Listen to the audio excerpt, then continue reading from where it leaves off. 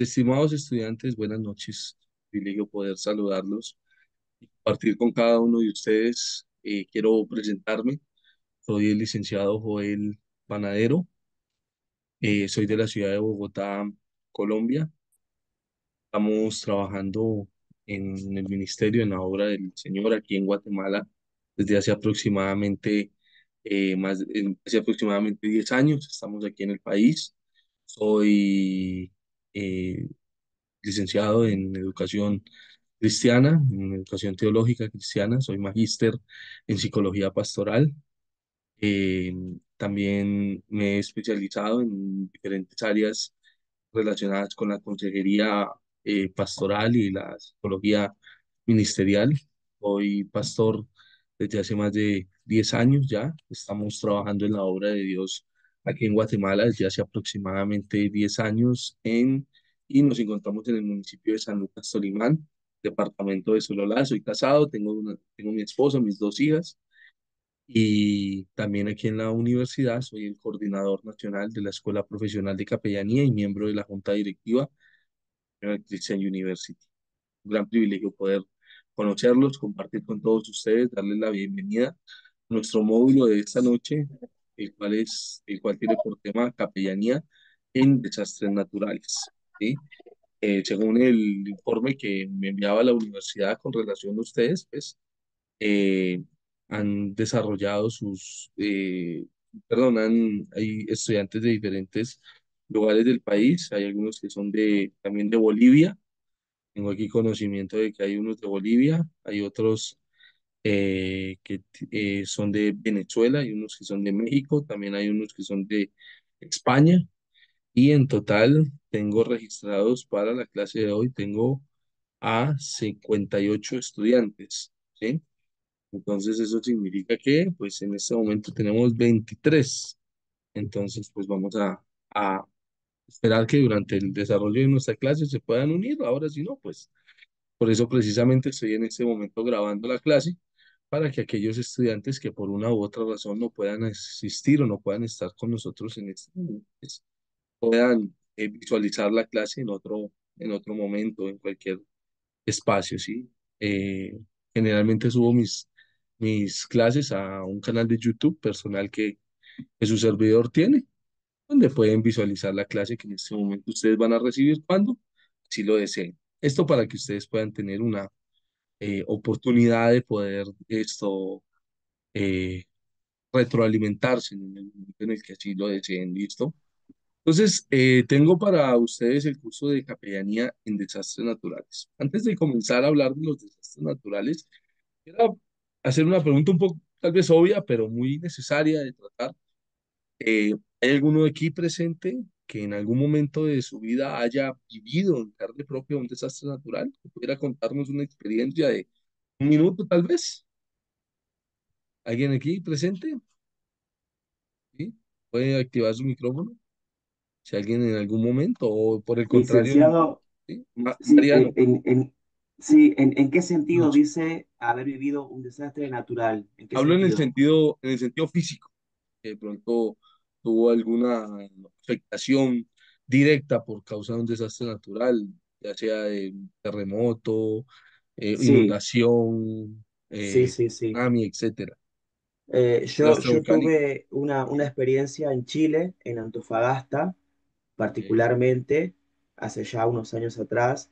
Estábamos en un congreso de apostólico y tomé el vuelo para la capital de Chile, Santiago, y cuando llegamos a la capital nos llaman por autoparlantes, a mí y a un grupo de personas, porque hacíamos transbordo internacional a la Argentina, y nos dijeron que no podíamos salir del aeropuerto ni tampoco salir del país. Bueno, todos los que estábamos en el aeropuerto estábamos varados en el aeropuerto, ¿no? Afuera se paralizó el tránsito, se paralizó esa parte del país porque había hecho erupción uno de los volcanes más grandes que se encontraba en esa región de Chile y por lo tanto nadie entraba y salía, ¿no? Esto era un caos, era la primera vez que me tocaba enfrentar alguna cosa así, éramos cientos de personas dentro del aeropuerto, era grito, desesperación, de todo, la verdad que fue un momento bastante caótico, fuerte, Estuvimos que aguardar en el aeropuerto durante 4 horas aproximadamente. Y de ahí mismo, dentro del aeropuerto, frente, hay un hotel. Nos llevaron ahí, nos dijeron que íbamos a estar ahí durante el tiempo que sea necesario. Y a medida que vayan avanzando las horas, iba a ver qué solución se podía encontrar. En definitiva, estuvimos una semana varados en el país. No, no había vuelos nacionales ni internacionales, no había movimiento de nada. Fue un momento muy fuerte, pero salimos con bien, ¿no? No hubo heridos, no hubo ninguna situación. En el mismo Chile viví un tiempo después un tsunami en la parte sur del país, ¿no? Y en otra parte del país también una luz, ¿no? Podríamos decir que Chile me recibió siempre con desastres naturales, por decirlo así, ¿no? Si hay algún hermano chileno aquí, le pido disculpas, pero sabemos que Chile es un país que tiene bastante movimiento de esta Sí, manera, ¿no? Y fue una experiencia que quiero compartir con ustedes y ha sido fuerte, ¿no? Ha sido fuerte. sí, en realidad no es algo de extrañarse. Yo creo que es uno de los países, al menos en Sudamérica, ¿sí? Donde más se ha escuchado este tipo de escenarios de desastres naturales y hemos escuchado mucho con relación de este tipo de situaciones no solo en Antofagasta, también se ha escuchado mucho en Santiago, sobre todo su ubicación geográfica, ¿sí? Es una de las partes más bajas del Pacífico. Hay unas corrientes oceánicas bastante fuertes en esa área y pues no es de extrañar que se escuchen ese tipo de escenarios, de situaciones. El país tiene ya una estructura, ¿sí? Muy bien elaborada para poder afrontar este tipo de desastres naturales. Un país que ha sabido sostener este tipo de situaciones. Entonces no es algo extraño para ellos, ¿sí? No es algo extraño para los chilenos tener que soportar ese tipo de situaciones. Por ejemplo, aquí en Guatemala, precisamente se conoce mucho sobre este tema por el historial de desastres naturales que aquí han habido. Aquí sobre todo lo que ha afectado más han sido los huracanes, ha sido lo que más ha afectado en la historia del país, las tormentas, tormentas, huracanes que son de magnitudes incalculables, que quiera que no, pues ha llevado a que muchos lugares del país se hayan encontrado en una situación de afectación muy fuerte, en situaciones muy complejas y que ha hecho que el país pues tenga un parámetro para atender esas necesidades. Pero gracias, Mariano, gracias por ese punto. Herbert, buenas noches, cuéntanos. Buenas noches, licenciado. Eh, Respecto a su pregunta, quiero compartir algo. Recuerdo aquí en Guatemala, o todos recordaremos, para el huracán Stan. Estábamos trabajando en el área del departamento de Huehuetenango, la frontera con México, y estábamos con un ingeniero haciendo un paso de calle, así de agua, pues, pero pasaba bajo la calle. Y al inicio del stand, de ese huracán stand, dijo el ingeniero, nos vamos a trasladar a la aldea de La Blanca, frontera con Belice, en Petén. Vamos a ir a hacer una casa patronal allá. Y nos fuimos con otro albañil de ahí de Huehuetenango. Estando allá, creció más la lluvia y, y bueno, nosotros seguimos trabajando.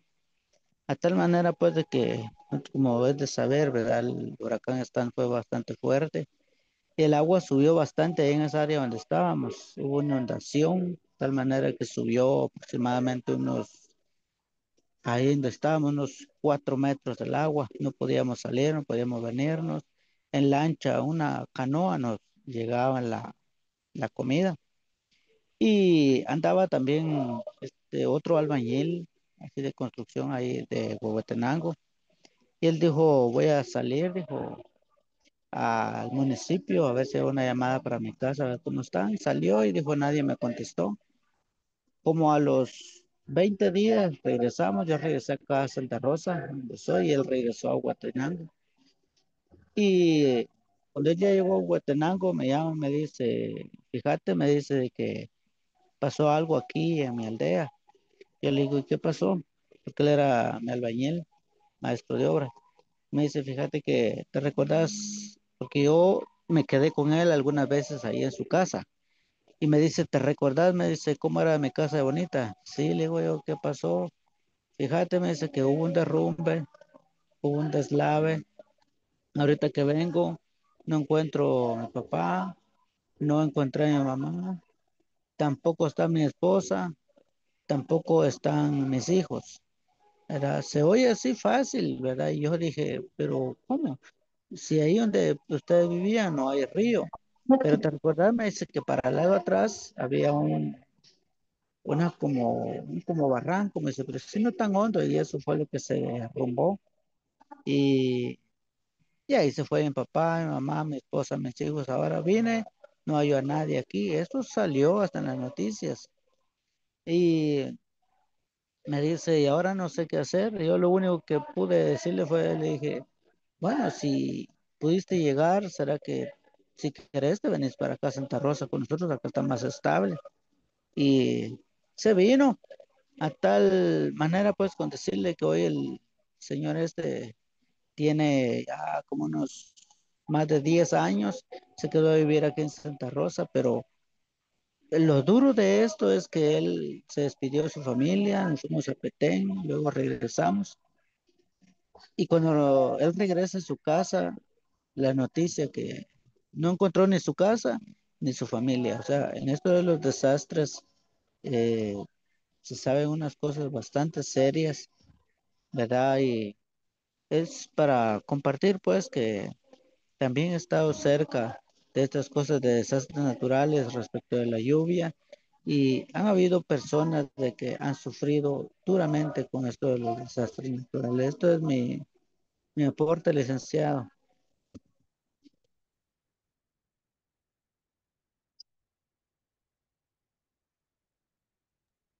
Gracias, gracias, muchas gracias. Gracias. Son historias bastante crudas, muy fuertes, situaciones que vemos. Permítame un momento.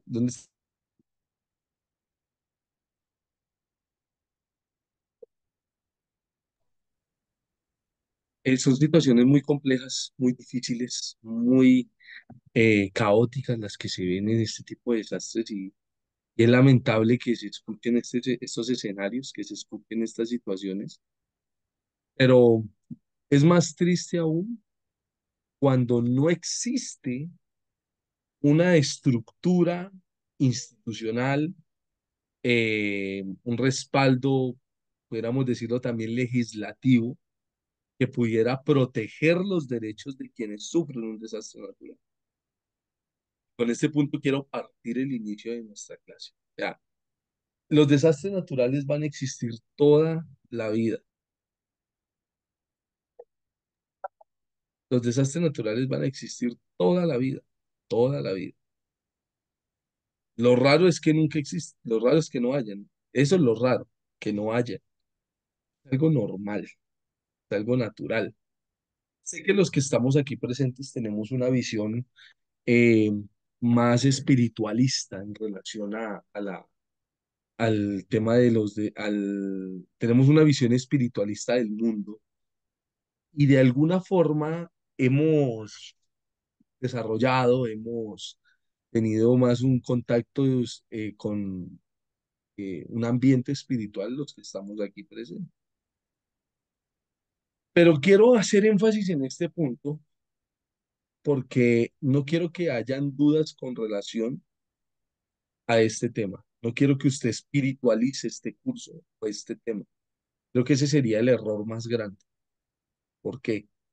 Porque los desastres naturales no son una obra ni lo que pudiéramos decir como del diablo, una deidad maligna, ¿no? Ni fue una cuestión del demonio, algo por el estilo. Hay que verlo desde un punto de vista científico, desde el punto de vista físico, humano. Eso nos va a ayudar a tener un mejor entendimiento de este tema. ¿Sí? Y yo no les voy a decir, hermano, si usted se tiene como que fuera una predicación, ¿no? O sea, una cosa es el espiritualidad, otra cosa muy diferente, es lo humano, lo físico, lo científico, eso es muy diferente.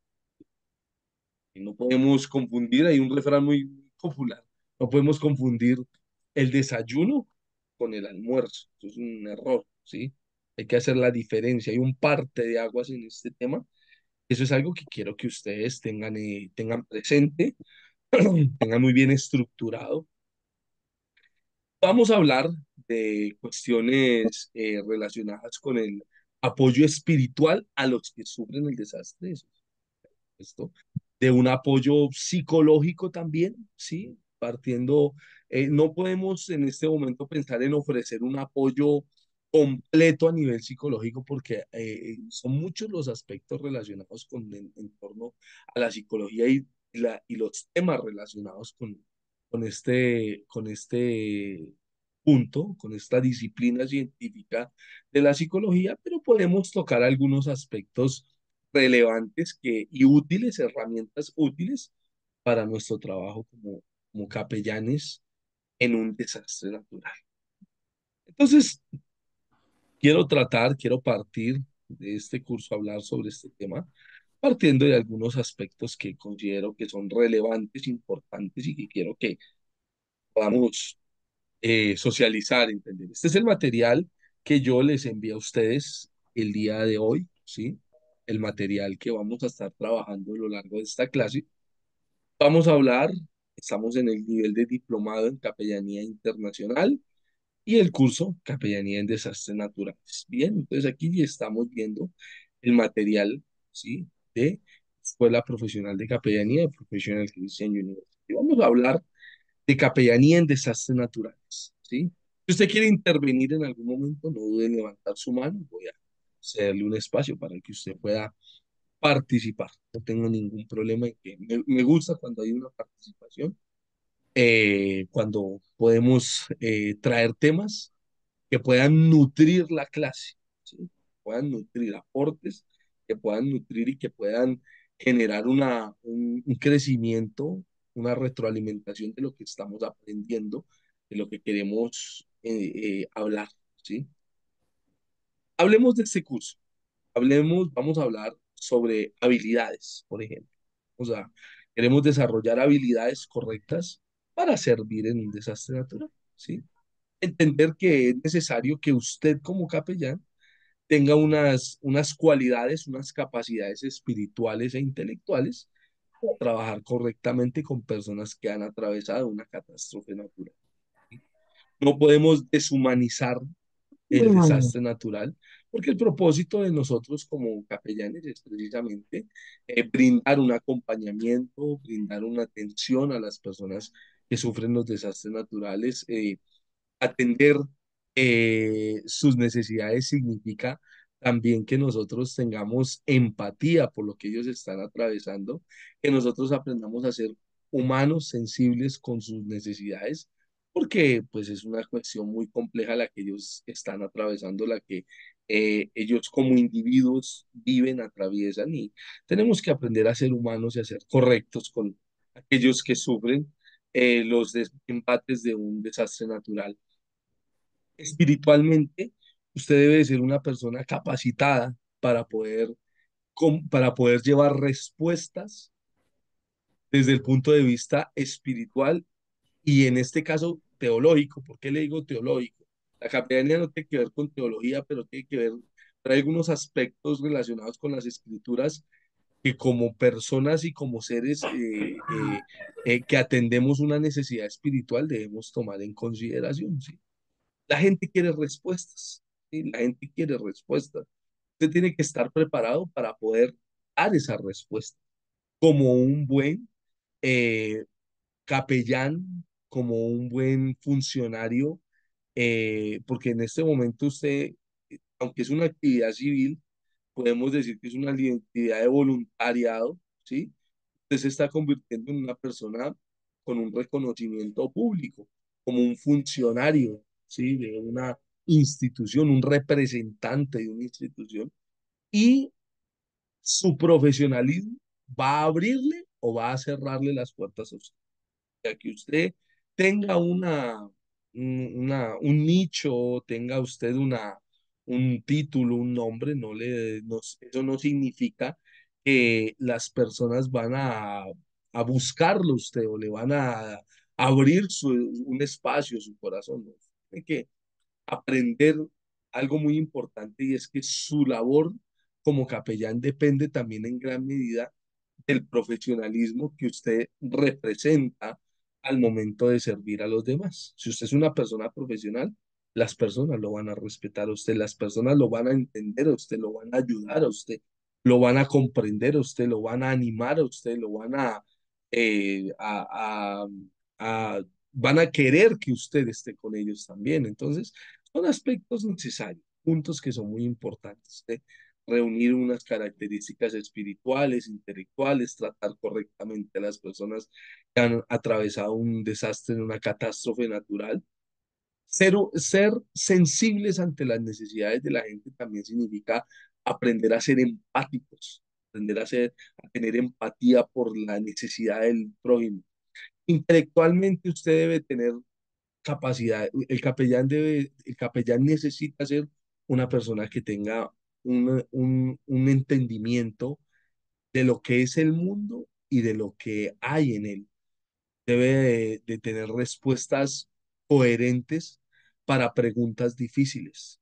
Personas que, por ejemplo, van a venir y van a preguntarle a usted, pero yo no entiendo, señor capellán, por qué me está sucediendo esto. Yo soy una buena persona, yo no le hago daño a nadie, porque parece que la vida es injusta conmigo. Preguntas de ese tipo requieren respuestas oportunas, ¿sí?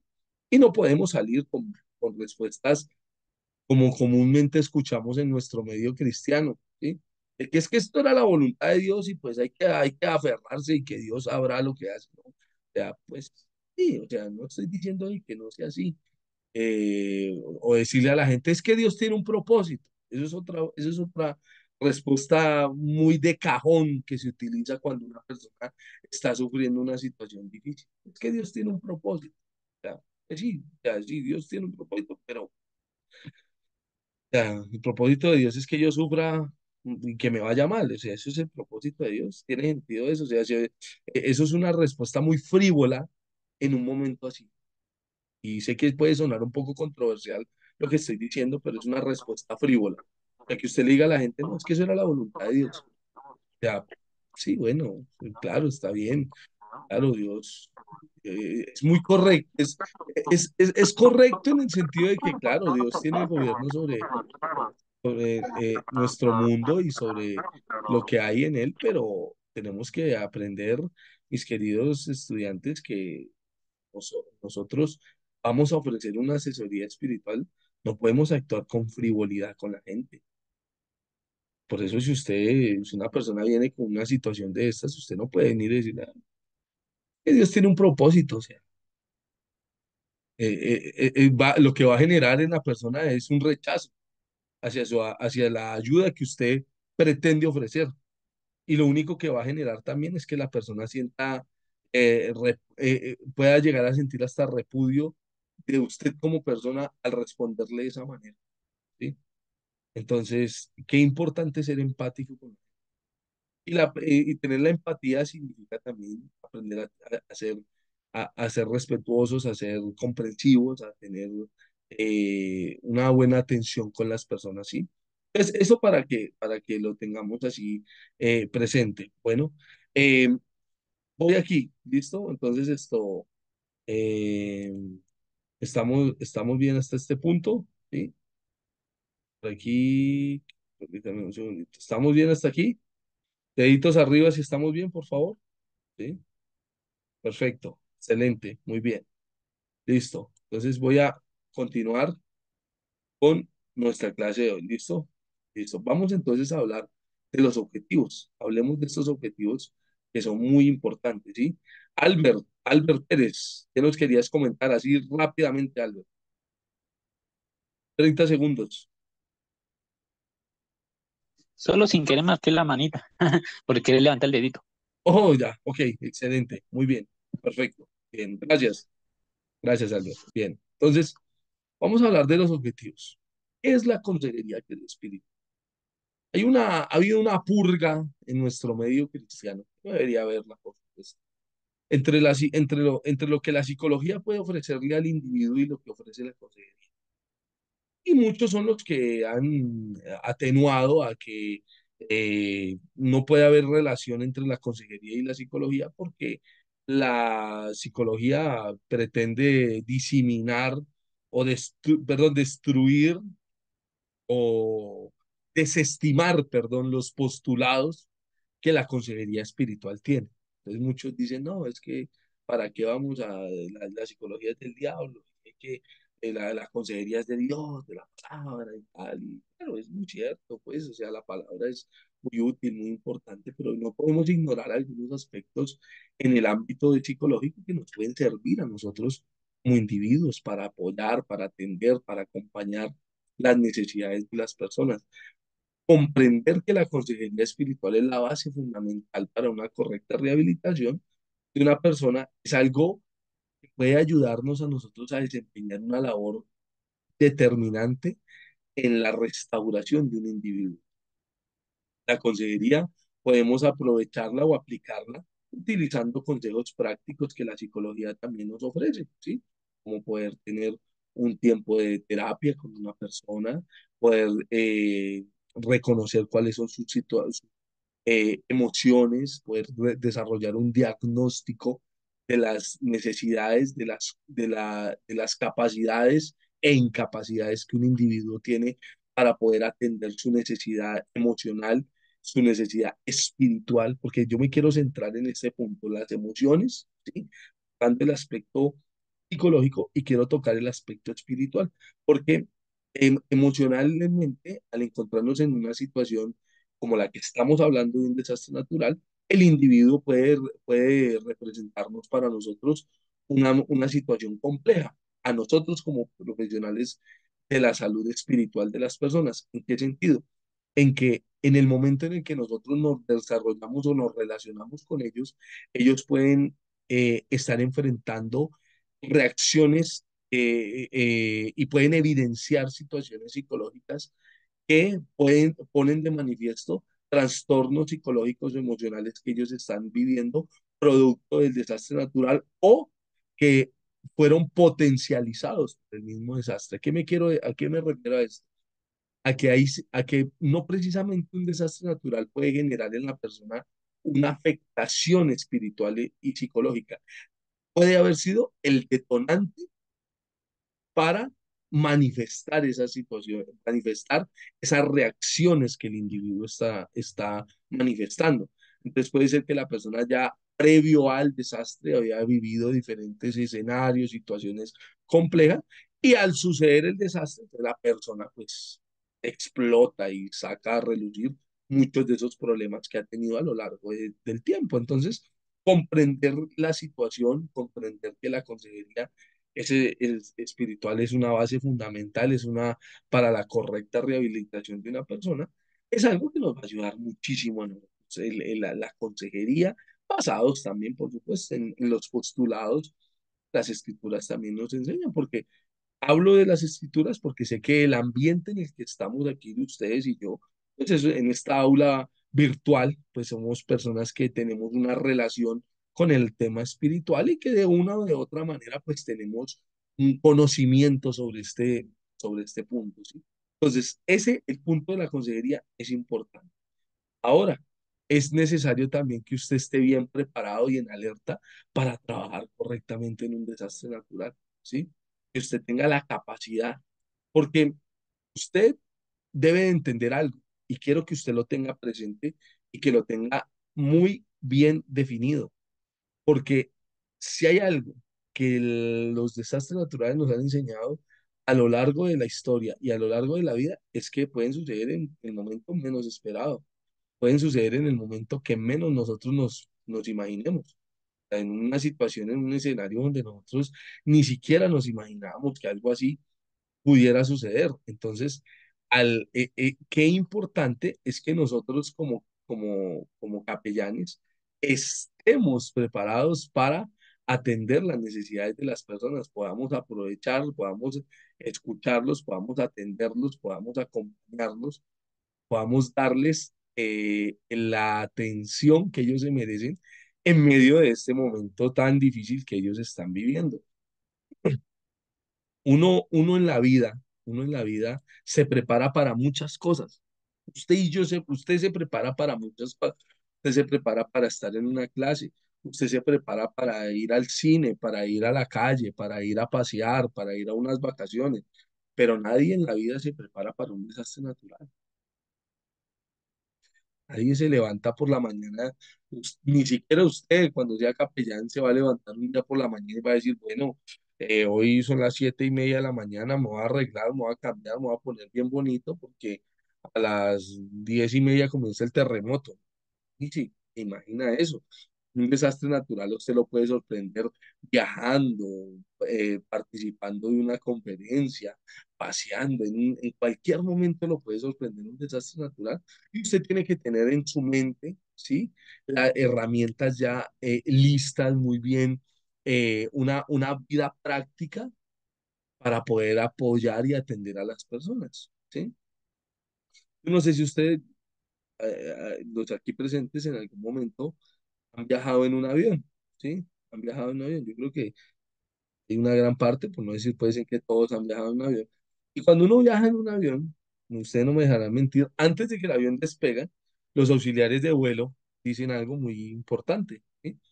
Ellos dan las recomendaciones, las salidas de seguridad, hacen algunas indicaciones muy útiles que si se les pusiera la atención debida, enhorabuena, habría mucho que ayudarlos a ellos, sería de mucha ayuda, pero la gente nunca le presta atención a ese tipo de cosas.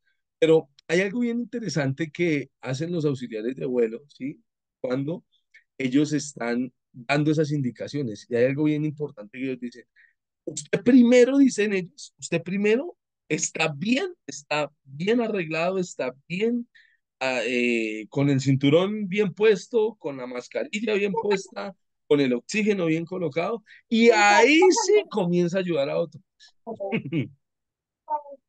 Primero usted está bien y ahí sí, entonces usted vaya a ayudar a otro, pero no al revés, que ese es el problema que pasa aquí. El problema de muchos es que quieren ayudar a otros, pero no están bien preparados ellos. Quiero ayudar a que a los matrimonios, pero mi matrimonio está que se termina, estamos que nos divorciamos, como que no tiene sentido, no tiene que haber un equilibrio en todo lo que hacemos, estar bien preparados, tener las herramientas espirituales, intelectuales para apoyar a las personas que sufren un desastre natural. Omar, cuéntanos, buenas noches. Licenciado, Rápidamente, buenas buenas noches, noches, gusto en compañeros. saludarte. Igualmente, gracias. Fíjese, licenciado, que yo soy paramédico y a nosotros nos han instruido siempre tener a la mano una mochila de las 72 horas para prevenir, bueno, no para prevenir, va, sino para estar atentos ante cualquier desastre. Y fíjese que es curioso que cuando uno comparte con la gente este tipo de información, como que no le prestan atención y son bastante como que, a mí nunca me va a pasar nada. Y es importante, pues, que ya estamos hablando del tema, que los hermanos aquí presentes también nos hagamos de una mochila de las 72 horas, porque en Guatemala, como bien decía usted, es un país bastante propenso a los desastres naturales. Muchas gracias, Sí. licenciado. Y eso sí es así, hay que estar muy bien preparado ante un escenario como esos. Gracias, Omar, gracias por tu aporte. Es muy, muy valioso y muy importante. Mariano, cuéntanos. Sí, licenciado. A mí, en ese sentido, he visto este tipo de situaciones en algunos lugares y hay una gran debilidad, si se puede decir así, ¿no? En la mayoría de las iglesias. La mayoría de las iglesias no cuentan con un protocolo de emergencia, no cuentan con un protocolo ni siquiera de incendios o de tantas cosas, ¿no? Realmente se puede apreciar eso, se puede apreciar la falta quizás de recursos o de capacitación o de preparación, como decía recién el compañero, ¿no? Esa mochila de 72 horas, en donde uno esté preparado para cualquier situación, ¿no? Yo les cuento un poquito, yo soy o era piloto de combate y como miembro de una fuerza o de una institución, uno está y debe estar preparado para muchas cosas, ¿no? Eh, es interesante ver esto, que la mayoría de las instituciones cristianas o de las iglesias o ministerios no hay este tipo de preparación o de capacitación, por decirlo así de alguna manera, ¿no? Y es algo muy preocupante, por decirlo así, ¿no? Esto lo digo para que tomemos conciencia de que realmente necesitamos estas herramientas en nuestras congregaciones, ¿no? Gracias. Muy cierto, Mariano. Gracias, gracias, gracias por ese aporte. Qué importante es aprender a estar preparados ante una situación de emergencia como la que estamos hablando. También es importante consolidar nuestras convicciones, consolidarnos nosotros como servidores, ¿sí? Para poder servir,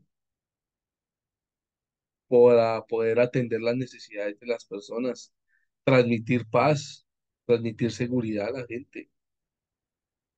Si hay algo que todas las situaciones, yo creo que todo lo que ha sucedido en el mundo en los últimos 5 años nos ha enseñado algo muy valioso, y es que la gente, la sociedad de hoy, la sociedad en la que estamos el día de hoy, lo que necesita son líderes. Eso es lo que la sociedad necesita. O sea, gente que se pare, que traiga una proyección de liderazgo, que diga, vamos a hacer esto, vamos a poner esto, vamos a dejar claro esto, ¿sí? Porque esto que les estoy mencionando, eso es lo que trae seguridad a la población. O sea, la gente, en una situación de emergencia, ¿qué es lo que quiere ver la gente? Quiere ver certeza, quiere ver un liderazgo que traiga por lo menos un rumbo hacia dónde nos vamos a llegar. La ausencia de liderazgo hace que todo se desvanezca, que todo se destruya, que no haya ni siquiera una pizca de idea de cómo empezar de nuevo. Voy a poner este ejemplo. Cuando se termina la Segunda Guerra Mundial, Alemania está completamente destruida. Está Y lo más terrible de Alemania es que Alemania no solo queda dividida en 4 partes, ¿sí? Sino que a pesar de estar dividida en 4 partes, Alemania queda en una situación en un colapso de liderazgo terrible. No habían políticos, o sea, no había una fuerza política, no había un gobierno, no había una estructura, los no sabían qué hacer. Había una ausencia terrible de liderazgo. Aún en los otros países de Europa había una ausencia de liderazgo terrible. Las monarquías estaban demostrando su incapacidad para poder responder y poder reconstruir las naciones. Entonces, por eso tuvo que Estados Unidos lanzar el famoso Plan Marshall en el 47 para poder restaurar y poder iniciar la reconstrucción de Europa y poder financiar gobiernos, poder financiar a los estados, poder desarrollar políticas de crecimiento y de esa manera, pues, que Europa volviera a surgir como continente, porque estaban, o sea, sí, perdió Hitler, pues, perdió Mussolini, pero no hay nada, no hay industrias, no hay gobiernos, no hay una dirección hacia dónde salir, y los pocos líderes que había no tenían los recursos suficientes para poder empezar de nuevo, entonces tienen que hacer una inyección de capital, fortalecer los modelos democráticos y de esa manera desarrollarse para avanzar y poder reconstruir la Europa destruida. Eso nos deja, les pongo este ejemplo porque quiero que comprendamos un punto muy importante, y es que la sociedad en la que nosotros estamos necesita ese tipo de líderes, gente que pueda ir adelante y decir, bueno, hay que hacer tal cosa, vamos a organizarnos, ese tipo de líderes hace que la gente vuelva a tener esperanza de iniciar de nuevo. Y usted como capellán está en la posición de ejercer esa influencia. Aproveche su posición para eso, ¿sí?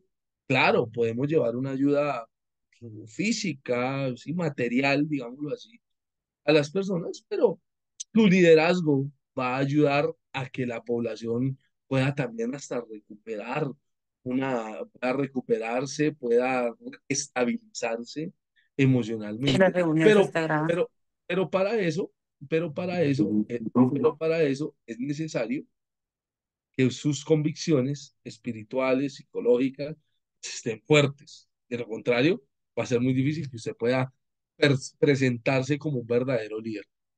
Guayito, dice, Guayito numeral 41. ¿Cómo está, mi Ah, estimado? ¿qué tal? Buenas Bienvenido. noches. Sí, así Buenas me noches. dicen. Mi nombre es Ramón Eduardo, pero por Eduardo me llaman Guaito. Buenas noches a todos también. Eh, Gracias. sí, Cuéntanos. estábamos solamente, pues, lo que decía el hermano, ¿verdad? Eso de tener la mochila de las 72 horas. Es muy bueno tener eso, pero en mi casa, por ejemplo, mis hijos, a toda mi familia, yo les he enseñado que en el momento de, por ejemplo, un terremoto, cuáles son los lugares más fuertes de la casa donde tienen que estar, qué medidas se tienen que hacer, qué es lo que se tiene que hacer. Ellos pueden hacer RCP, pueden hacer otras cosas como si alguien se está ahogando, un handling maneuver, y cosas así que ayudan, que no solamente puede dar alguien en su en la casa en sí, en la comunidad y con familiares en otros lugares. He tenido la oportunidad de estuve en el terremoto del 76, en el terremoto de Northridge, en el 94, estuve también en la zona cero de Cambrai, ayudando y compartiendo con las personas que estaban ahí. Em, Son experiencias muy, muy buenas. Le dejan a uno mucho y como usted dice, ¿verdad? Está preparado para ayudar a las personas no solamente en lo físico, material, sino también en lo espiritual. Como darles palabras de aliento a estas personas que lo necesitan cuando, un ejemplo, en el Cambrai, que fue un derrumbe masivo que hubo en Guatemala, donde se quedaron enterradas muchas personas y lo que mirábamos allí eran solamente los cuerpos que los iban sacando de los escombros, soterrados, etcétera. Una experiencia bastante fuerte, Sí. pero pues Dios nos dio la oportunidad de estar ahí ayudando y compartiendo con estas personas. Y Eh, son momentos claves que tal vez nosotros lo vemos algo que hicimos alguna vez, pero que en su momento marcó la vida de otras personas. Marcó la vida de otras personas, porque la ayuda que las personas dan, tal vez nosotros al día siguiente o en un cierto tiempo decimos, ya pasó, pero las personas que recibieron esas palabras, que recibieron esa ayuda, quedan marcadas de por vida. Y qué mejor si esa marca que dejamos en sus vidas es positiva.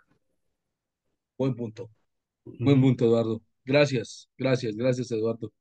Gracias por ese aporte y qué importante es aprender a dejar huella en las personas. Algo que hace que también nuestro trabajo sea muy efectivo es que comprendamos quiénes somos nosotros en el desastre natural. ¿Sí? ¿Quién es usted? Usted es un miembro más de un inmenso equipo de salud. Usted es un miembro. Usted no es la figura de la sociedad, no es la figura del desastre, no es la figura del... Eso tampoco, eso sería alimentar una idea de orgullo que no va a traer ningún beneficio. Va Un a ego. alimentar un narcisismo en usted terrible y eso no es así de ninguna manera. Usted es un miembro más de un inmenso equipo y como miembro de ese equipo, usted debe aportar al equipo, debe aportar al crecimiento del equipo. Porque en el desarrollo de los desastres naturales hay algo bien interesante y es que usted como capellán tiene la capacidad y tiene la responsabilidad de poder apoyar, acompañar, escuchar, poder servir atendiendo una necesidad que no está siendo atendida por ningún otro profesional. Por eso usted es parte del equipo. Porque en un desastre natural convergen diferentes tipos de profesionales. ¿Sí? Están los profesionales del rescate, están los profesionales de las fuerzas armadas, de policía, están los profesionales de la salud, están los profesionales del área de la salud mental, los psicólogos, bien. Pero usted es el representante de los profesionales en la atención espiritual y emocional de las personas. Porque no podemos negar, ¿por qué nos preparamos? Porque en el área donde nosotros estamos, en el mundo, en el espacio donde vamos a servir como capellanes, debemos entender algo, y es que la gente que nos rodea es gente que tiene una visión, la mayoría por lo menos tiene una visión espiritual de la vida. Tal vez no comparten nuestra misma posición de fe, o no asisten al mismo tipo de iglesia, o no son parte de la misma denominación a la que usted pudiera pertenecer.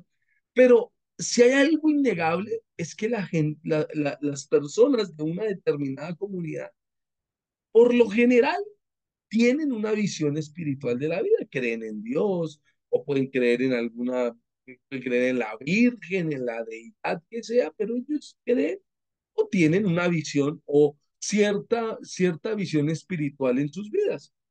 Y esa visión espiritual, nosotros lo que vamos a hacer es ir a atenderla. Eso es lo que vamos a ir a atender. Ya cualquier otra cosa relacionada con evangelismo, con todas estas cuestiones, eso ya es otro punto aparte, es otro tema diferente, ¿sí? Pero nuestro interés es apoyar esa gente. ¿Sí? Y debemos aprender a ser muy humanos, aprender a ser muy honestos, muy correctos, muy respetuosos de sus creencias. No venir y burlarnos de ellos o mucho menos juzgarlos porque no piensan o no tienen una misma forma de ver la vida igual que nosotros. Entonces son cuestiones prácticas muy importantes a tomar en consideración, ¿sí? Debe haber en usted el deseo, un despertar en trabajar en equipo para combatir el individualismo, porque usted no me dejará mentir. Pero en el ámbito del trabajo de la capellanía, no de la capellanía, sino en el ámbito personal de los seres humanos, la gran mayoría de personas son más individualistas que cooperativistas. El ser humano de por sí es individualista. Por eso fue que el comunismo fracasó, porque el comunismo fracasa no por tener porque hay buenas intenciones en este tema, pero hay un principio que nunca se pudo dar y que por eso hizo que el comunismo fracasara. Es de que el comunismo creía que al generar las condiciones sociales y económicas convenientes, el ser humano habría de ser cooperativo para apoyar y compartir compartir lo que tenían para ayudar a otros. Y si hay algo que la sociedad y que el mundo nos ha enseñado es que eso es imposible, porque el ser humano de por sí piensa en sí mismo nada más, no piensa en el crecimiento de los demás. La gente no está ahí como estará el vecino, como mientras yo tenga arrocito, papita, pollito, carnecita en la mesa y mis hijos se van a dormir con la barriga llena, todos estamos bien. Si el vecino no tiene, si la vecina no tiene, eso es cuestión de ellos trabajarán y les darán a su familia.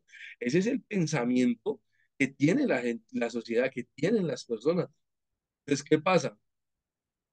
A raíz de todo eso, eso hace que sea muy común que las personas desarrollen una visión mucho más eh, individualista que cooperativista. O sea, la capellanía lo que busca es que el individuo, el capellán, sea cooperativo, sea una persona que esté interesada en apoyar y acompañar y trabajar en equipo con otras personas. ¿Estoy siendo claro hasta este punto? ¿Listos? Entonces, todo esto, para que ustedes lo tengan en cuenta, para darles una visión de lo que tiene que ver con el curso que vamos a ir tratando. Y nada, pues vamos a entrar en materia de este curso. no sin antes mencionarles que su labor es una labor muy valiosa, una labor necesaria, pero es una labor que hay que hacer con sumo profesionalismo. El profesionalismo es algo aquí que no puede estar en tela de juicio, estar en tela de duda. El profesionalismo con el que usted trabaje o abre las puertas o las va a cerrar. ¿Listo? Entonces, si usted hace un trabajo con interés, con el deseo de hacerlo correctamente, de servir con con la suficiencia, eh, con la atención que se merece, entonces, enhorabuena. Hay mucho que pueda usted aportar, hay mucho que usted pueda hacer por las personas y son puntos que quiero que tengamos en consideración en este momento que pues vamos a trabajar, vamos a trabajar, a desarrollar y quiero que usted como capellán sepa que por encima de cualquier situación, por encima de cualquier cosa, su labor vale la pena hacerla, vale la pena trabajar por la gente, vale la pena servirle a la comunidad, vale la pena, o sea, nunca piense que no, esto es algo que si lo hago, no lo hago, no va, no va a cambiar nada. Por el contrario, hay mucho que podamos hacer por las personas. ¿Listo? Entonces vamos a hablar, vamos a entrar en materia, vamos a entrar en materia de este curso tan valioso, tan importante, eh, tan necesario y que sé que va a dar un aporte muy bonito, va a servir de gran manera para que usted pueda crecer y pueda aprender más y pueda crecer y desarrollarse como profesional en la capellanía internacional. Entonces, sin más preámbulo, pues comencemos. El capellán y el desastre natural. Este primer punto es para que comprendamos la posición en la que nos somos capellanes y al ser capellanes somos consejeros espirituales. La capellanía tiene 5 puntos importantes, ¿sí?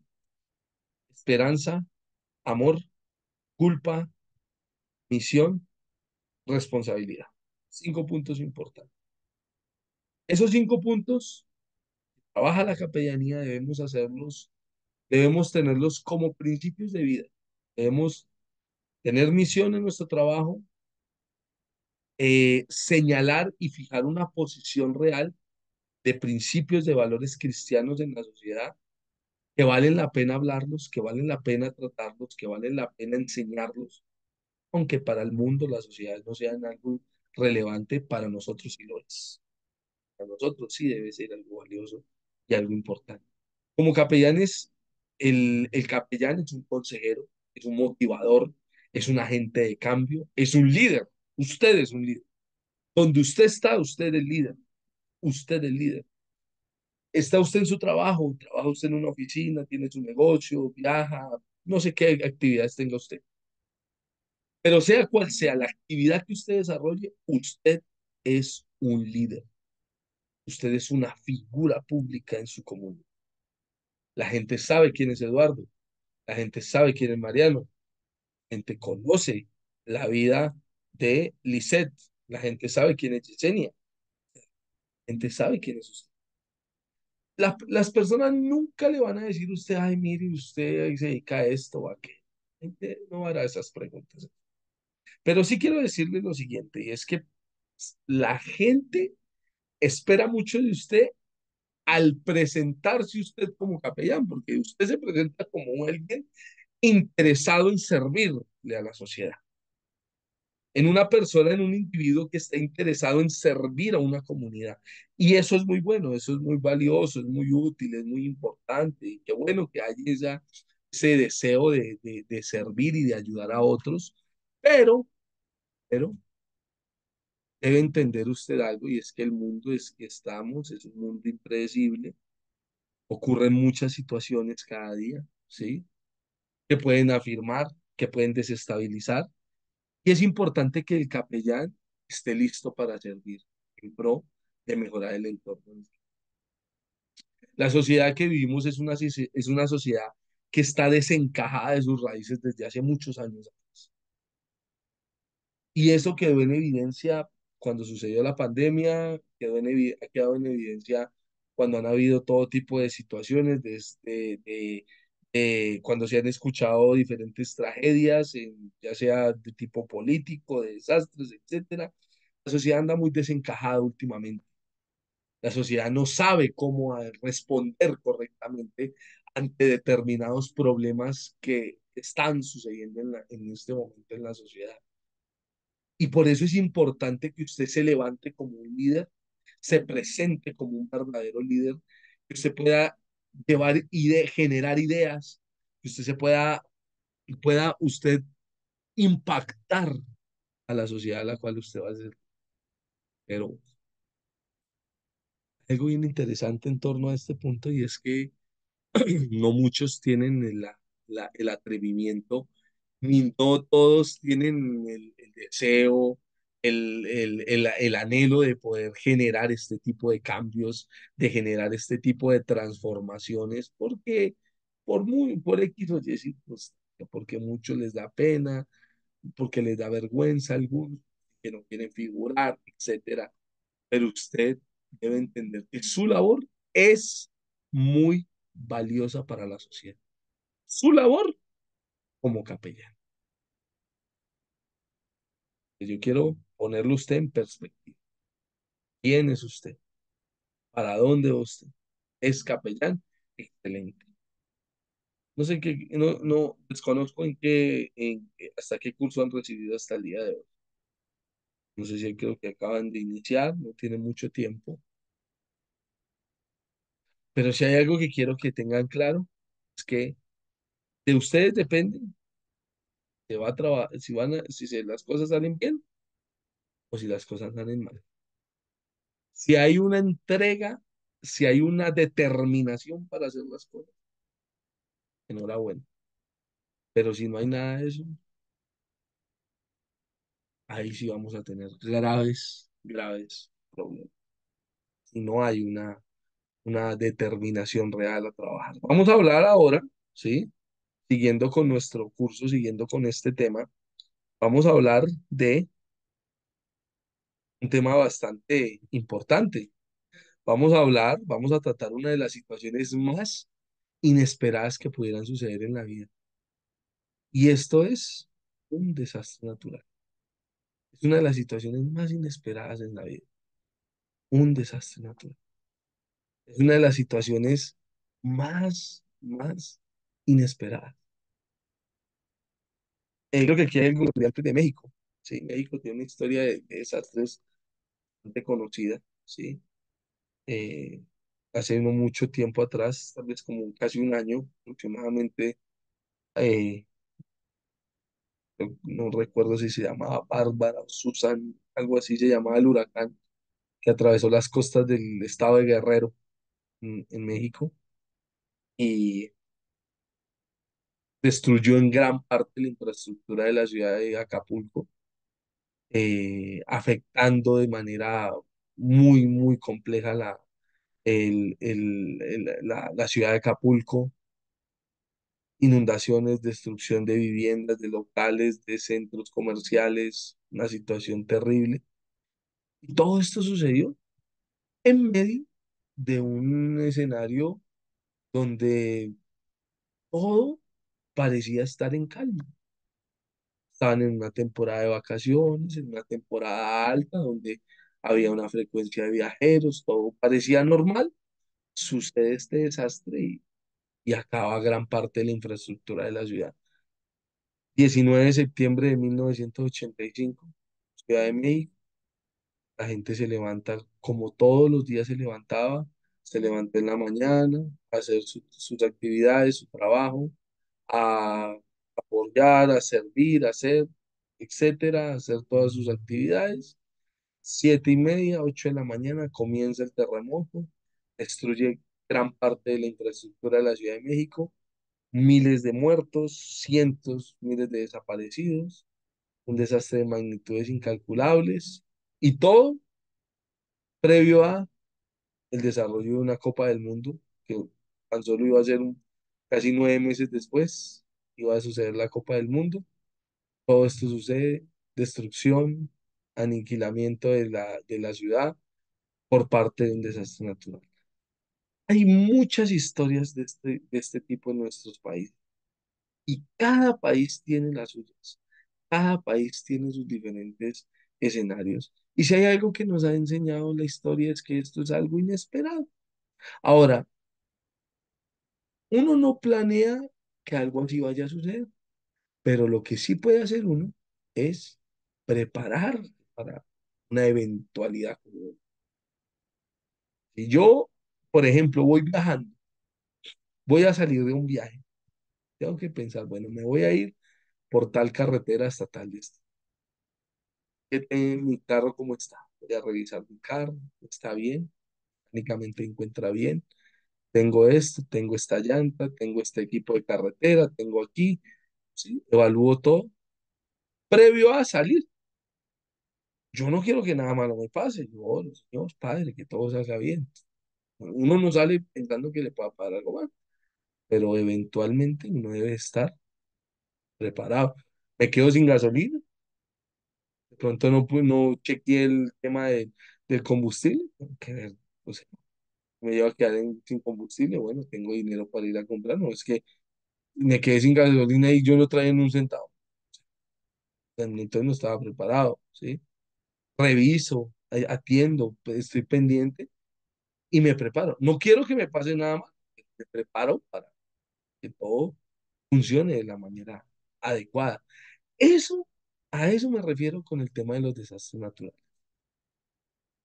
Voy a salir de viaje. Nadie sale pensando en que quiere enfermar, viajarlo. Por el contrario, no quiere estar sano para poder disfrutar. Pero por cualquier cosa, llevo unas medicinas, unos antigripales o algo, cualquier cosa, me tomo algo y eso me va a ayudar a maniobrar, me llego a afectar en mi salud. Además, ¿qué le estoy hablando? Sencillo, ya. Es una preparación. No puedo evitar que un desastre natural suceda. Usted no puede evitar como capellán. Y ya le dije, este no es un tema para espiritualizarlo y para decir, vamos a orar y a pedirle al Señor que no aparezca nada de estas situaciones, porque ya hablamos de que algo puede suceder en cualquier momento. Voy a hacer es preparar ante una situación. Pero para prepararme, yo tengo que conocer contra qué me voy a enfrentar, porque eso es otro problema. El problema de muchos de estos tipos de desastres, de los desastres naturales y de cualquier tipo de escenario de catástrofe, es que no sabemos contra qué nos estamos enfrentando. No saber contra qué uno se enfrenta es lo peor que le ha podido pasar a la humanidad. Y eso ha puesto en evidencia que al no conocer contra quién nos estamos enfrentando, entonces empezamos a subestimar eso y tarde o temprano nos damos de cuenta de que el peor error que cometimos fue haberlo subestimado, no haber sabido contra quién. ¿Por qué la gente se enloqueció con el COVID-19? Hubo gente que hasta la quemaron viva cuando supieron que tenían COVID-19, que las encerraron como que, como que estuvieran, como que tuvieran el ébola o que tuvieran una enfermedad, quién sabe qué. Desconocimiento. Aquí, por ejemplo, en Guatemala hubieron lugares donde la gente prefería morirse encerrados en su casa antes de que los vecinos supieran que tenían COVID, porque si no los iban a quemar. Mm. ¿Hasta dónde puede llegar la ignorancia de nosotros los seres humanos al desconocer un evento, una situación, una catástrofe en este caso? Es lo peor. Por eso tenemos que saber, tenemos que comprender contra qué nos estamos enfrentando. Entonces, al hablar de eso, pues hablamos de que es un desastre natural. Y el desastre natural, ¿cómo lo definimos? Lo definimos como una catástrofe. Esa palabra catástrofe, la palabra que hay que subrayar, hay que tener muy presente. Catástrofe. ¿Producida por qué? Por fenómenos naturales. Catástrofe producida por fenómenos naturales. ¿Cómo? Por ejemplo, tornados, tsunamis, erupciones volcánicas, terremotos, ¿sí? que producen grandes y millonarias pérdidas, tanto materiales como humanas. Otro punto que quiero destacar en torno a nuestro trabajo en un desastre natural es el siguiente. Cuando hay una tragedia de desastre natural, hay una frase que la gente utiliza que es muy cierta, es correcta. Voy a decir que no es así. Es correcta, pero que es un error decirla o no se debe de decir en un escenario como este, aunque esa frase es correcta. ¿Sí? Ya, voy a explicárselo bien. La frase es la siguiente. Se perdió lo material, abro comillas, se perdió lo material, pero eso se recupera. Lo importante es la vida, cierro comillas. Es una frase muy común cuando hay un desastre natural o cuando sucede alguna catástrofe o una situación relacionada por cualquier eventualidad, accidente, etcétera. Es muy cierto. Claro, lo más importante es la vida. Eso es indiscutible. Pero usted no puede menospreciar o no puede o tener antipatía por la pérdida física y material que una persona tiene, porque eso podría generar un rechazo del individuo, del paciente, con usted como capellán. Entonces, en el momento en el que usted le dice, no, pero tranquila, doña Juanita, no se preocupe, lo importante fue que pues, usted está viva, ¿sí? Lo material eso se recupera, usted está viva. Es cierto, claro, lo importante es que Juanita esté viva. La vida de Juanita no la vamos a comprar en ningún lado. No le podemos comprar otro corazón, otras piernas, otro abrazo. No lo podemos comprar a Juanita. Pero Juanita perdió algo material muy duro para ella. Perdió su casita, perdió sus enseres, viejos, nuevos, de lujo, de segunda, como hayan sido. Eran sus enseres, eran sus cositas. Hubo sangre, sudor y lágrimas para tenerla. Como para que usted llegue de la manera más frívola del mundo y le diga, nada, lo material se recupera, lo importante es que usted está viva. O sea, usted no puede actuar con frivolidad con la gente. Ese es el error que han cometido muchos ministros, capellanes, aún profesionales de la salud mental, cuando van a tratar la necesidad de una persona. Eso es como decirle a la señora que la dejó el marido, pues usted llorando por un tipo, pues, que fue el viejo ese, tranquila, usted está bonito, usted está buena, eso se puede conseguir otro hasta mejor que el viejo que la dejó. Eso lo único que hace es tener antipatía con el sufrimiento de la persona. Porque claro, la señora puede estar muy linda, pero perdió a su pareja, sí, perdió a la persona que tiene a su alrededor. O sea, hay que aprender a ser empáticos, que Capellán. La gente, mire, si yo les contara las cosas que yo he tenido que vivir, he tenido que ver de gente antipática ante una necesidad, les sorprendería con lo que le contaría. O sea, yo he visto ese tipo de cosas. Les cuento desde una perspectiva vívida, práctica, profesional, que el peor error es usted no mostrar empatía ante el sufrimiento de otro. Hay que ser empático. Usted está hablando de desastre natural. Hablamos, ya definimos contra qué nos estamos enfrentando, pero hay que tener en cuenta estos dos puntos, las pérdidas que hay. Que haya el desastre, eso es algo normal. Eso es algo tan natural como que usted va al baño. Eso es normal. Pero las pérdidas que sufren, las situaciones que ellos tienen, hay que ser empático. Voy con Betty Pérez y luego con Ger. ¿Listo? Betty, cuéntame, 30 segundos, ¿qué me quieres contar? Buenas noches, licenciado. Solamente para compartirle, lo que usted dice es cierto, que nosotros debemos ser empáticos. Yo estuve muy de cerca cuando fue la erupción del volcán de fuego. Estaba trabajando en Escuintla Y sí, realmente lo que las personas esperan es esa ayuda, porque en ese caso, pues las personas se quedaron sin nada, sin vivienda, sin ropa, sin absolutamente nada. Y lo más importante para ellos, pues es cómo paliar la situación, porque pues no tienen dónde cocinar y todo. Entonces nosotros tuvimos la oportunidad de hacer alimento para ellos, les llevamos bebidas, les llevamos alimento, hicimos colecta para ropa, para víveres y se les fue apoyando. Y la verdad es de que estábamos cerca de donde llegaban los cadáveres. Y es muy duro ver cómo las personas pues tenían que ir a reconocer a sus seres queridos. Pero aparte de eso, pues también no tenían un lugar donde vivir, estaban viviendo en los refugios y había mucha necesidad. Entonces ahí es donde nosotros podemos colaborar de una manera que no es solamente espiritual, ¿verdad? Sino que, como usted dice, es importante también esa ayuda que podemos dar nosotros, no solamente que sea económico, sino también en especie, ¿verdad? Lo que decía, con víveres, con ropa, y ellos pues estaban muy agradecidos con eso, con esa ayuda que se les da, únicamente. Gracias.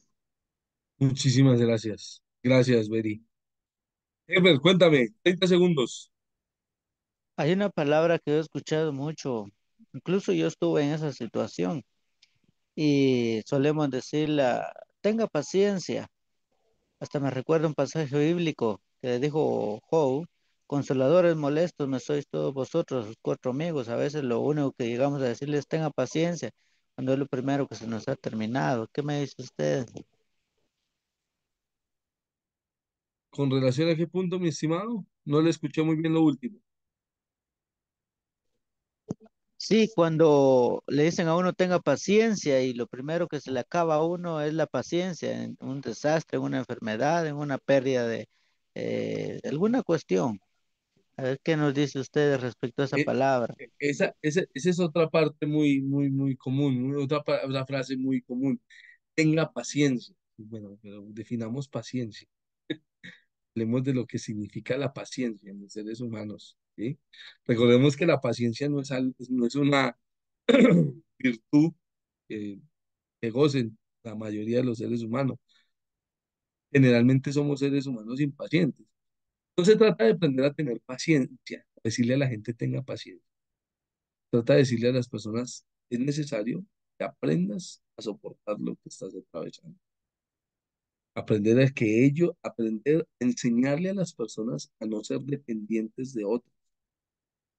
Uno, mire, uno en la vida cristiana, ¿sí? Si hay algo que la Biblia enseña, hablemos de la Biblia, si hay algo que la Biblia enseña, es que usted del que tiene que depender es de Dios. Eso es lo que la Biblia siempre dice. Maldito el hombre que confía en el hombre. Sí, dice la escritura. Eso dice textualmente. Eso nos deja ver todo. Usted tiene que confiar en el hombre. Usted tiene que confiar en Dios. Así dice la escritura. Estoy hablando desde el punto de vista bíblico. Ahora, desde el punto de vista emocional, psicológico, se enseña o se pretende que el individuo tenga la capacidad por sí mismo de superar sus traumas y sus problemas psicológicos, ¿sí? Claro, por supuesto, tenemos el apoyo de otros que nos pueden aportar, que nos pueden dar un acompañamiento, pero a la larga los que toman las decisiones somos usted y soy yo. Así es sencillo. Es una decisión personal. Entonces, en relación a la paciencia, ¿no? Señor, dame paciencia, o voy a tener paciencia. Yo necesito tener resistencia. Hablemos desde el punto de vista metafísico, desde el punto de vista mental. ¿Qué es lo que hace fuerte a un ser humano? ¿Qué es lo que hace fuerte a los seres humanos? Voy a hacerle esta pregunta. ¿Qué hace fuerte a un ser humano? Alejándonos desde el punto de vista espiritual. Yo no estoy hablando ya de Dios. Por eso yo ya hablé de lo bíblico. Quiero hablarle desde lo humano. ¿Qué es lo que hace fuerte a un ser humano? ¿Qué es Pasar lo la que- situación de desastre, problema, enfermedad, todo eso si pasamos por ahí, lo logramos asimilar la situación, yo pienso que nos hace fuerte. Así, bueno, Emanuel, dime, Eh, Prácticamente el ser humano, la fuerza de voluntad, va bien, humanamente, pero falta algo, ahí va por el camino, pero eso tiene un punto de inicio. a ver, vendría a ser no, determinación, decisión, ya sé por dónde vamos, cuando usted me dice, eh, Pero eso nace en dónde, ¿dónde nace eso? ah, estamos hablando de humanamente, a ver, pero Humanamente, no estoy hablando espiritual, estoy hablando humanamente. Eso nace en la mente, en la mente, ahí es, la mente. el Hablemos corazón, pero el corazón, la mente se di- di- divide en tres partes. Gracias, hermano. Consciente, subconsciente y el inconsciente, ¿sí? El consciente son los pensamientos que usted tiene dándole vueltas todo el día. Las cosas que usted tiene ahí en su cabecita todos los días. Muchas cosas, de sus compromisos, etc. El subconsciente es información, ¿sí? Que está en su mente, pero que de alguna manera no tiene la preponderancia para estar en el consciente de su mente, ¿sí? Entonces, digamos, son algunos recuerdos, podemos hablar de experiencias, ¿sí? Que están ahí vagando en el aspecto de su subconsciente. Y está el inconsciente, que es la parte más profunda de la mente, donde almacena, donde agrupa información personal suya que se considera como información perdida, ¿sí? O sea, ahí es donde están recuerdos de infancia, de adolescencia, algunas experiencias, cuestiones que usted no tiene fresca, a menos de que usted gozara o tuviera una fuerte necesidad pero es una información que prácticamente se da por perdida, lo que está en el inconsciente. Consciente, subconsciente e inconsciente. Tres partes tiene la mente. Ahora, hablemos de otro punto que es muy valioso. Escúcheme muy bien esto, ¿sí? Estamos hablando de la mente. ¿Qué es lo que hace fuerte a los seres humanos? Al ser humano, estoy hablando del humano, no estoy hablando de lo espiritual. Yo le dije que ya lo espiritual, lo que hace fuerte es la fuerza de su mente. Eso es lo que hace fuerte al ser humano. Yo puedo ser la persona más musculosa, más fuerte físicamente, pero eso no representa mi fuerza en la mente. Porque yo puedo ser el más fortachón de todos, pero ser débil mentalmente y ser manipulable y ser una persona muy dócil, muy débil, ¿sí? Débil de carácter, aunque tenga el cuerpo más atlético de todos, ¿sí? Porque lo que hay acá es lo que impulsa o hace retroceder a un individuo. Está científicamente con lo que el individuo tiene en su mente. Si yo soy mire, si hay algo que nos enseña la historia de la humanidad, es que lo que puede haber en la mente de un individuo puede llegar a impactar o puede hacerlo, puede destruirlo por completo. Hablemos de personas fuertes mentalmente. Por ejemplo, hablemos de Nelson Mandela. Hablemos de Nelson Mandela. Mandela es, hay un libro muy famoso de él, lo invito para que lo busque, lo descargue, eso está por internet, lo lea, si lo puede comprar el libro físico, mejor todavía. Se llama El Camino hacia la Libertad, Un Camino hacia la Libertad, se llama el libro. ¿Eh? Un libro muy bueno, anótelo, quiere. Un Camino hacia la Libertad. Léalo, descargue. Es la historia de Mandela, desde su nacimiento hasta su época de presidente.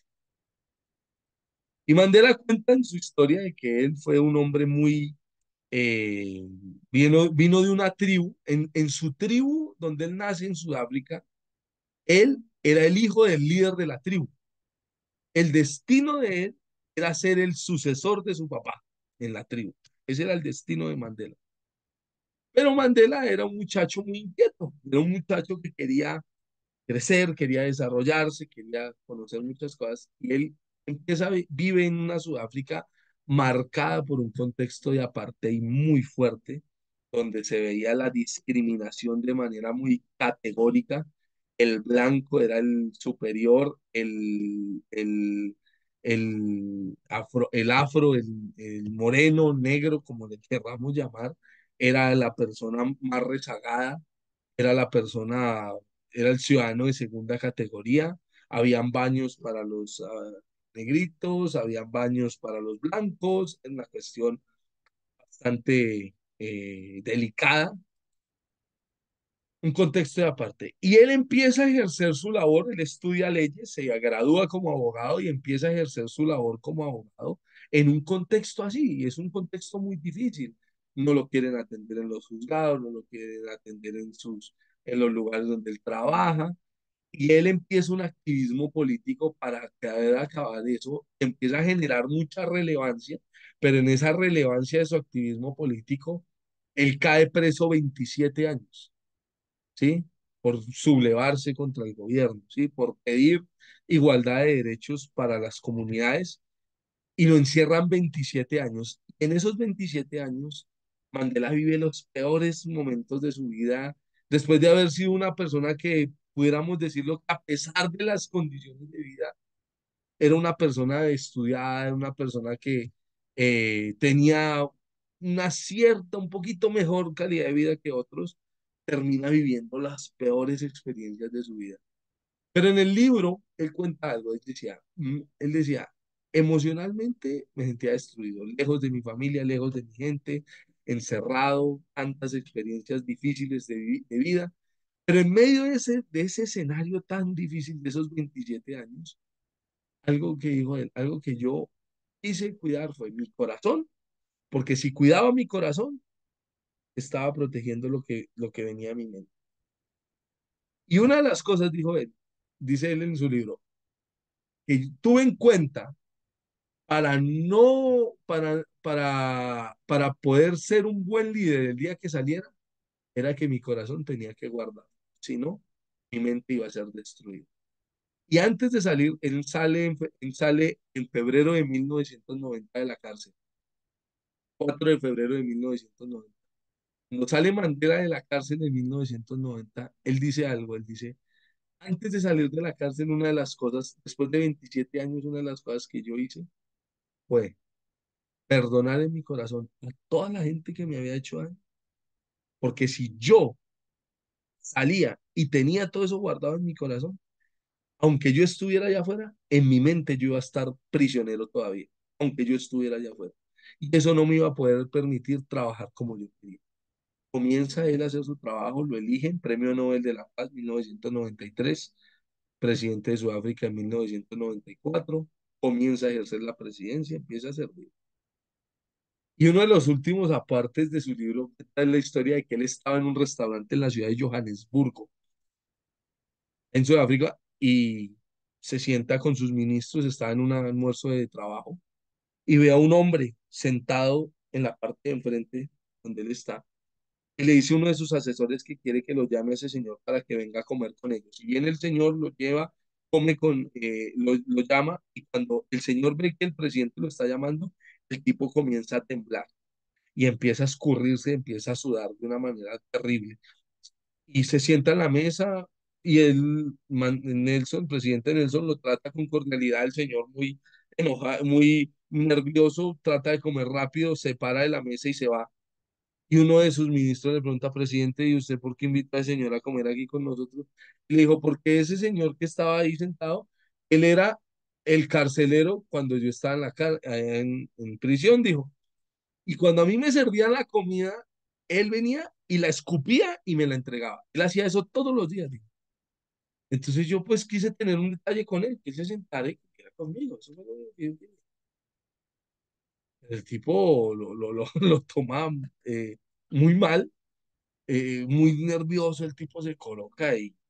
y dijo, yo lo único que quería tener era un buen detalle. Yo no lo odio, no lo odio. Quería tener un detalle con el bonito y esto. ¿Y por qué les cuento toda esta historia? Porque lo que nosotros permitimos que haya en nuestra mente es lo que nos impulsa también a nosotros como seres humanos. Y en nuestro trabajo como capellanes, al servir en un desastre natural, tenemos que fortalecer mentalmente a las personas. Eso no significa que vamos a hacer de menos el área, la vida espiritual de las personas, o vamos a desestimar lo que ellos tienen en sus emociones, en su corazón, de ninguna manera, no, nada. Pero el hecho de que nosotros fortalezcamos la mente de la persona le va a ayudar al individuo a que pueda afrontar estas características que tenemos aquí en pantalla: damnificaciones, destrucción de estructuras, pérdidas de vidas, cortes de servicio. O sea, se mezclan tantas cosas complejas en una persona que es imposible no sentir, no dolerle, no experimentar dolor, sufrimiento. Muy duro, imposible, algo muy difícil. Entonces con esto quiero ir puntualizando esta noche de clases, ir puntualizando mi sesión con ustedes. Y quiero que queden ustedes con un mensaje claro en este primer punto. Los desastres naturales son parte, valga la redundancia, parte natural en la cotidianidad de nosotros los seres humanos. No es algo extraño, no debe de extrañar. No, segundo, no es un tema espiritual, un tema científico, físico, al cual nosotros tenemos que estar preparados, ¿sí?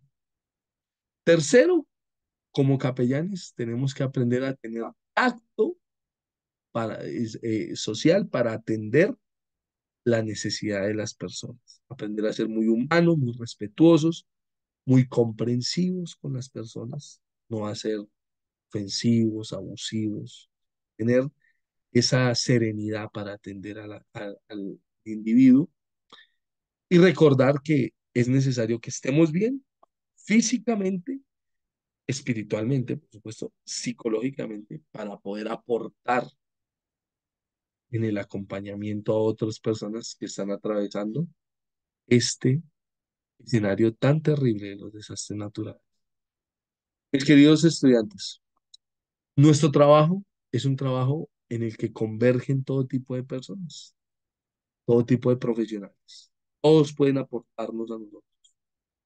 Podemos ser útiles, podemos apoyar, podemos capacitarnos, podemos servir de mejor manera, pero es innecesario que reconozcamos el problema al que nos estamos enfrentando.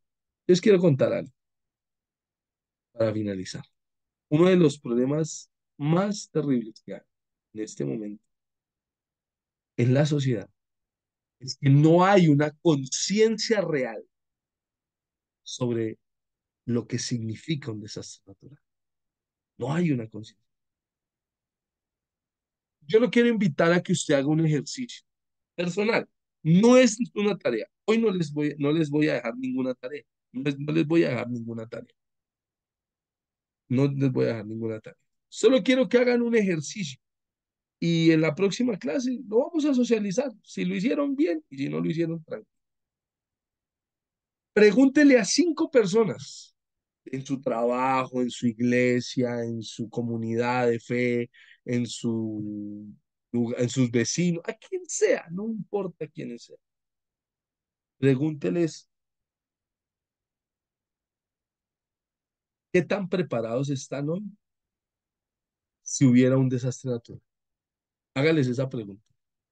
Y otra pregunta que pudiera hacerles, solo para, ¿qué tan, qué tanto han hecho o han hecho ellos para cuidar o proteger el medio ambiente? Esos 2 puntos. Dos preguntas. Entre tantas cosas que uno habla con la gente, oiga, si hubiera un desastre natural, ¿usted está preparado para un desastre natural? La respuesta lo va a sorprender. Usted les pregunta, oiga, ¿qué tanto usted hace día a día, o en el mes, en la semana, ¿sí? Para cuidar o proteger el medio ambiente. Es un ejercicio que quiero ojalá lo pueda hacer, ojalá lo hiciera.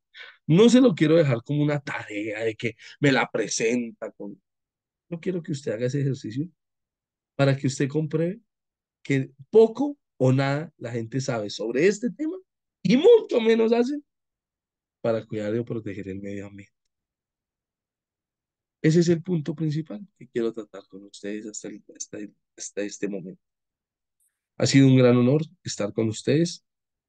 Hay un pequeño espacio, preguntas, dudas, inquietudes, algo que querramos mencionar, algo que querramos aportar, algo que querramos preguntar, o estamos bien, si es algo que esté relacionado con el tema. Bueno, Nelson, cuéntame. Sí, licenciado, gracias por el espacio.